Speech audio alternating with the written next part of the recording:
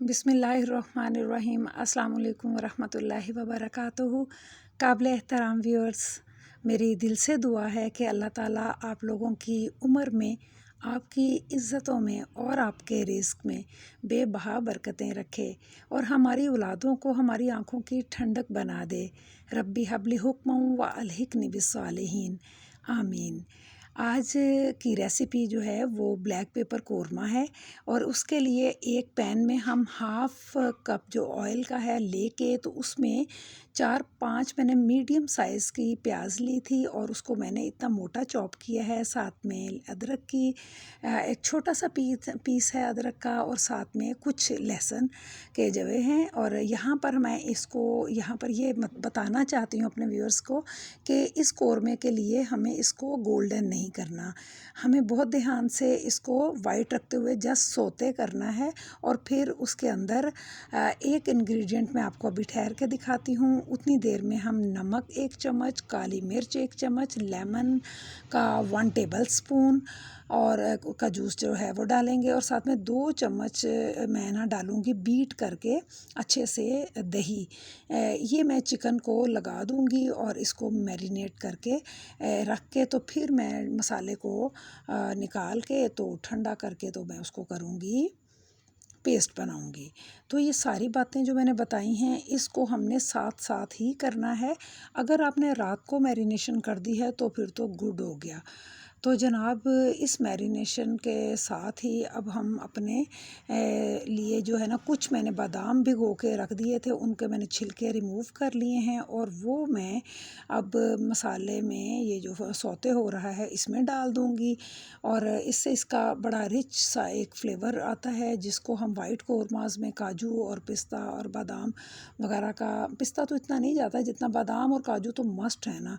तो इसको हमने अब निकाल के तो थोड़ी सी हवा लगानी है ताकि चॉपर को कोई नुकसान ना हो और उसी ऑयल के अंदर हम अब चिकन को शामिल कर देंगे। व्यूअर्स, चिकन को हमने पलटते रहना है, ध्यान देना है ताकि कहीं से जल ना जाए और हर साइड से ये गोल्डन हो जाए।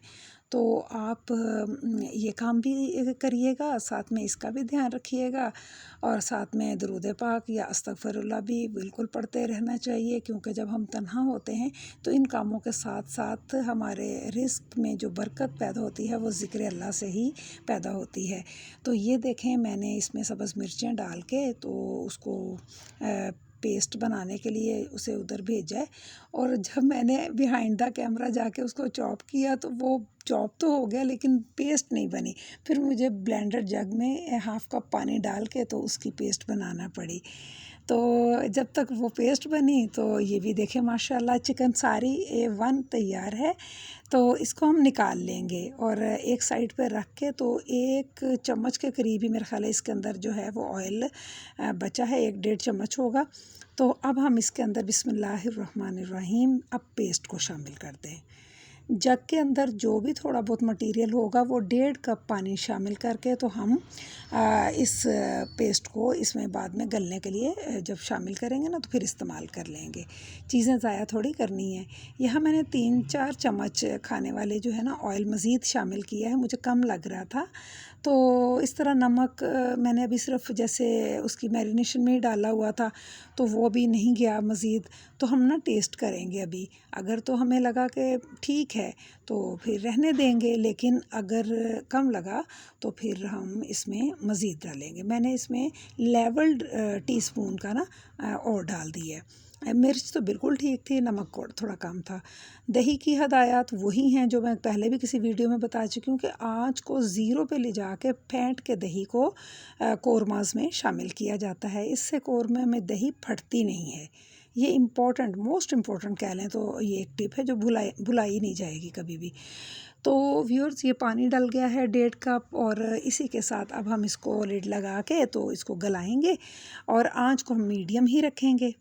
1 खाने का चम्मच मैंने ड्राई पैन के अंदर सफ़ेद ज़ीरा ले लिया है, इसको मैं ड्राई रोस्ट करूँगी। इसकी खुशबू बहुत अच्छे से फिर ना उठ के आती है, अगर हम वैसे डालें तो वो इतनी अच्छे से खुशबू ही नहीं आती। तो अब मैं आपको दिखाती हूँ कि मैंने उसको जो है ना ड्राई रोस्ट करने के बाद उसको मैंने पीस लिया है।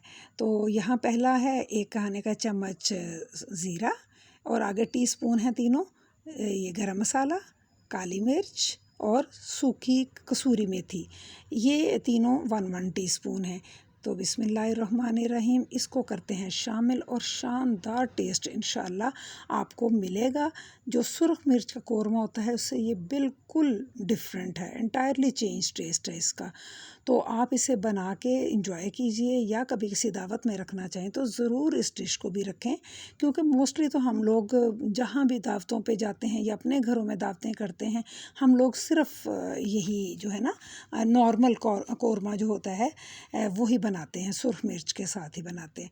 तो यहाँ पर कुछ ढक के और कुछ अब लिड हटा के तो इस तरीके से इसको हिलाएंगे, क्योंकि इससे होता है कि अब गोश्त गल चुका है, तो हम ज़्यादा चम्मच मारेंगे ना तो इसकी शेप ख़राब हो जाती है। तो ये भी हमारे बेटियों को और हमारे व्यूअर्स को जो है ना इसका भी जो है ना इल्म होना चाहिए। तो देखिए माशाल्लाह कितनी प्यारी ये तैयार है। गार्निश मैंने ये इसे कोरिएंडर से किया है और साथ में जिंजर के मैंने बारीक बारीक स्लाइसेस किए हैं।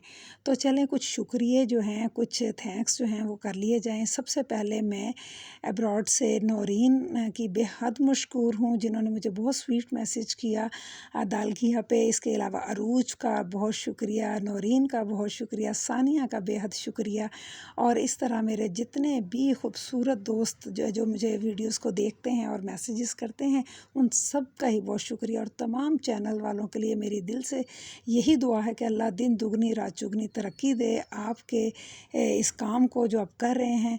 इसी के साथ सुमेरा भट्ट को इजाज़त दें। अल्लाह निगहबान।